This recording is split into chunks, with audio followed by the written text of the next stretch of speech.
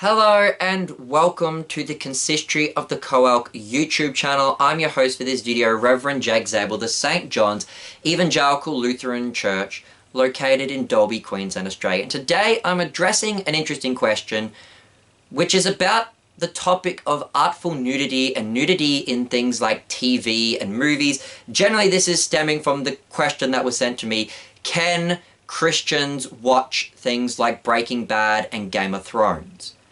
And generally, I wanted to start with the difference between can they versus should they. Can you possibly, should you, probably not. And what I want to talk about here is more into the topic of nudity and pornography and stuff like that in general. And I'm really going to start off with a rather controversial statement, which is watching porn is not always sinful. And people are going to say, whoa, what did you say, Pastor Jake? Let me point out, pornography is clearly sinful. Not only is like these sexual acts and that a violation of the 6th commandment, even if it's a fully consensual thing and all that, just the making of the pornography is also a violation of the 10th commandment, which is to not covet your neighbor's wife. And that's not just directed to the people that watch the pornography, but also to the actors who participate in it. As Martin Luther teaches in the Catechism, the 10th commandment deals with enticement. And so if you're going out of your way to try and tempt people into sin, which is exactly what the pornography industry does, you are breaking the 10th commandment, let alone also breaking the 6th commandment. And so there is a lot of problems with pornography. But merely watching it is not necessarily sin. And what I mean by that is that the sin of watching pornography is the lust. It's the adultery, the desire. That's the sin. Clearly, seeing an image with your eyes is not necessarily sin. And this just deals with the fact that seeing nudity doesn't necessarily equal sin. So, for example, say that you were watching a medical video, or you were a doctor and they have nudity in that. That's not sin. Or imagine also if you were a police officer and you had to watch a pornography video because you're trying to get evidence for a crime. Like maybe there was like somebody who was forced into a video, and you then, as a judge or a juror in a court case or a police officer, you have to watch these videos because it's part of your job. And this really goes into the Lutheran doctrine of vocation, which is really going to stem into this whole question of what is sometimes regarded as artful nudity, and that there is things that take place in the appropriate realms of a person's vocation. So, like, if I just grab a knife and start stabbing people, that's against my vocation, that's sinful. But if a doctor for a medical emergency has to take a knife and cut a person open, that's not sinful. And so, like I said, simply viewing the pornography is not necessarily sinful. The mere seeing the images is not necessarily sinful.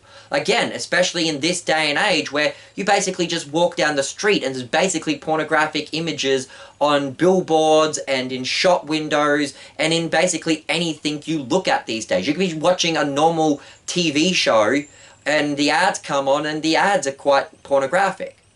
Simply seeing them is not necessarily a sin. The main sin is the lust in your heart. However, then the question has to come down to, why are you looking at certain images? Like I said, if you're like having to look at some kind of nudity for a medical thing because you're a doctor, or you're a police officer or a judge or something, and you have to look at it in regards to some kind of a court case, okay, you've got a reason to be looking at these things. But otherwise, why are you looking at them? If it's not part of your vocation to look at these images, why are you looking at such images? And so now we have to ask the question about artful nudity. And what I mean by this is you look at things like Da Vinci's paintings of Adam and Eve, and they're naked, but we wouldn't consider that necessarily pornography. And the thing is that there is a concept of artful nudity, but artful nudity is again connected with this doctrine of vocation. Painting Adam and Eve as naked, they were naked. Now, you don't necessarily have to paint them as naked, but that is within the vocation of an artist depicting Adam and Eve in the pre-fall world. And there are also even paintings and statues, even done by artists who were Lutheran during the time of the Reformation, where they have breastfeeding mothers with their fully exposed breast poking out. But again, that's in regards to a vocation. It's not like they're just painting topless women for the sake of painting topless women. They're actually painting breastfeeding mothers. It's within that vocation of mother and feeding and nurturing the child. What you don't have is like Da Vinci or Lucas Cranach depicting a scene of a man and his wife engaged in sexual intercourse. And the thing is, it's because those things are to be restricted. Those things are to be between the husband and wife. Like, this all comes down to nudity within a vocation. Like, it would be sinful for me to just go and look at naked people. But if a doctor has to look at a person's naked body, that's appropriate. If a woman has to breastfeed a baby, that is an appropriate form of nudity because it's part of that vocation of motherhood. Now, this doesn't mean that we can't, for the sake of personal piety, cover up in those situations, but there is an actual vocational need for there to be an exposing of a body part in those situations. However, when it comes to sexual intercourse, it's meant to be restricted between the couple. And so there shouldn't be depictions of it in art. And so we go back to the topic of artful nudity. The question is it necessary? And sometimes, if you're telling a story, there may be necessary to have sexual scenes in a movie because it's part of the story. I mean, the Bible speaks of sex all the time, and if you're maybe depicting a Bible story, it may be relevant to have that scene in the movie. However, you don't have to go graphic with it. There is the old concept of movies where they did have a scene like that, and at most they may show the couple kissing, and then they would cut to the curtains.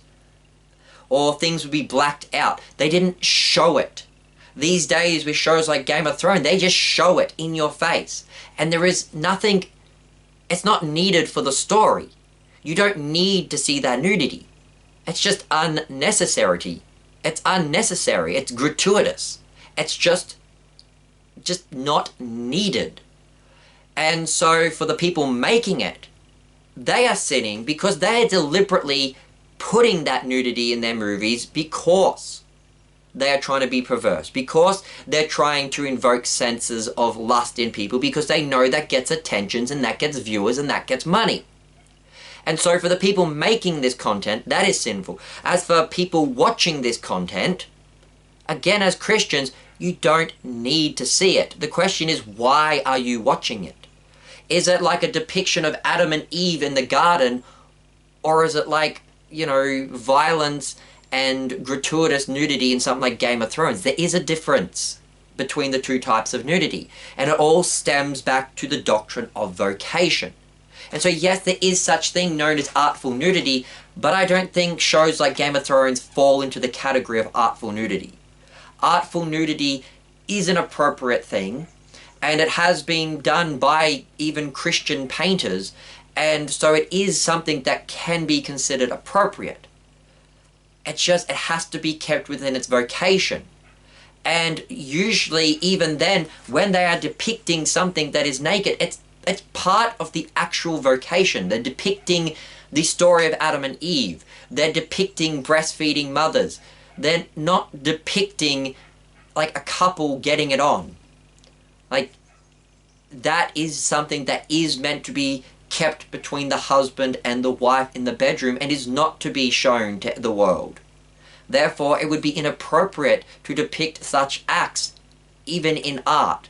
So there is no situation where like sexual scenes would be considered artful nudity.